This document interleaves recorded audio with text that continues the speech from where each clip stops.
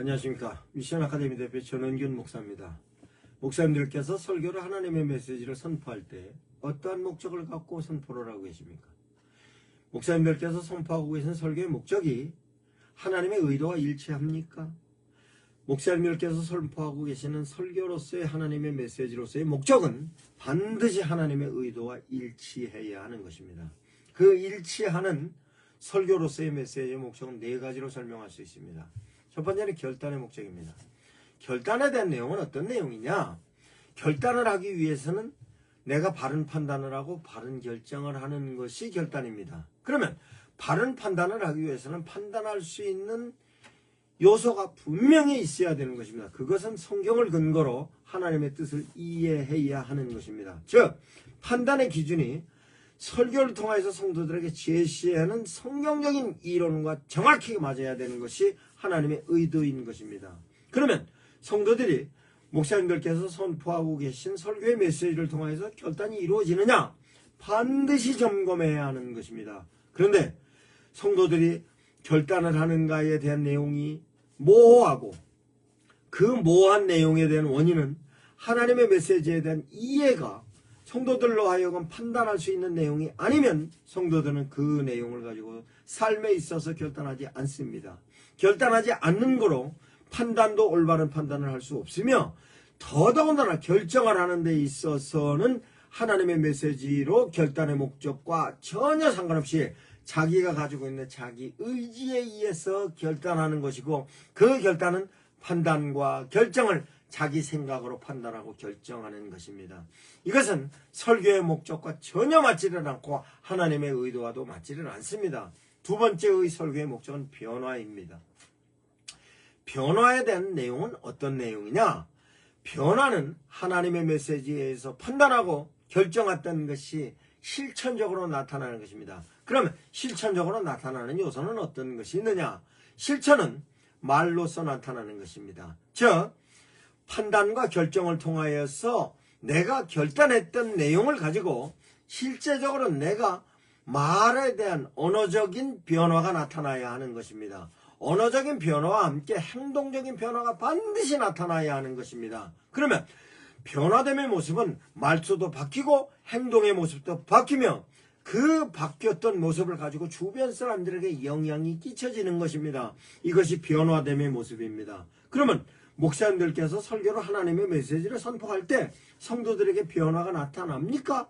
설교를 듣기 전과 듣고 나서와 변화가 나타났습니까? 신앙생활을 시작하면서 목사님들의 설교를 듣기 시작하면서부터 성도들의 삶이 목사님들의 설교 듣기 전과 설교 듣고 나서가 어떤 변화가 나타납니까? 목사님의 설교를 통해서 성도들이 변화가 나타나지 않으면 목사님들의 설교는 반드시 점검해 보아야 하는 것입니다. 세 번째의 목적은 목사님의 설교의 메시지를 통하여서 변화된 삶을 유지하고 있는 모습이 만들어져야 하는 것입니다. 변화됨의 모습은 한순간의 변화가 아닙니다.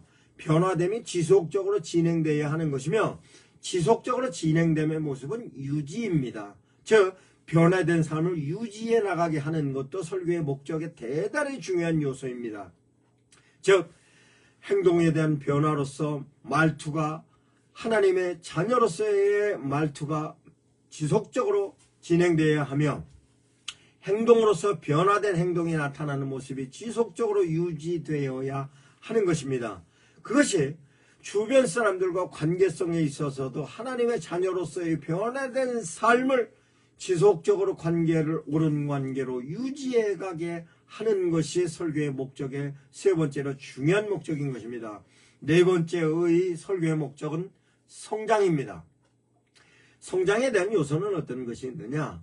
첫 번째는 결단하였고 두 번째는 변화되었고 변화되었던 모습을 유지하는 것을 원사이클로 하여 유지되어졌던 부분에 있어서 다시 업그레이드된 모습으로 결단하게 하고 결단되어졌던 모습으로 변화가 나타나고 변화가 나타났던 모습이 지속적으로 유지해가는 것을 원사이클로 하여 투사이클, 쓰리사이클, 포사이클 이렇게 실제적으로 결단의 요소도 상향시키고 변화된 요소도 상향시키고 유지된 모습도 상향시키는 모습으로 가는 것이 성장인 것입니다.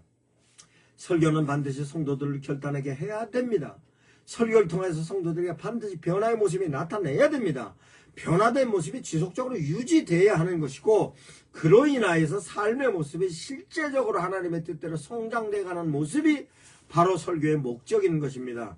이와 같은 목적이 한국 사회에 나타나지 않으니 많은 사람들로부터 기독교가 지탄의 대상이 되는 경우가 많이 있습니다. 목사님들의 설교를 통해서 성도들의 삶의 결단을 이루게 해야 됩니다. 성도들의 변화의 삶을 유지해야 하는 것이며, 유지된 삶을 통해서 다시 신앙적인 성장과 함께 삶의 질의 향상을 이루어가게 하는 것이 설교의 목적인 것입니다. 설교의 목적은 결단의 목적입니다. 설교의 목적은 변화가 목적입니다. 설교의 목적은 유지가 목적이고 성장이 목적입니다. 그와 같은 내용을 제가 책자로 정리를 해놨습니다. 책이 다소 두껍습니다만 이 두꺼운 책을 효과적으로 목사님들께 효율적으로 활용해라고 챗GPT AI 챗봇, 교회 성장 설교가 답이다라는 AI 챗봇으로 설교의 방식과 기법과 포인트와 피드백에 대한 내용을 챗GPT 챗봇으로 AI 코치로 만들어 놨습니다. 목사님들께서 활용을 하시면 설교에 관련된 모든 목적을 목사님들께서 의도하고 계신 목적과 하나님의 의도를 일치할 수 있는 설교를 통해서 성도들의 실제적으로 신앙적인 삶과 생활로서의 삶을 향상시킬 수 있는 내용으로 정리를 해 놓았습니다. 목적으로 설교에 대한 내용을 반드시 성공적인 목적으로 이루시기 바랍니다. 감사합니다. 미션 아카데미 대표 전원균 목사였습니다.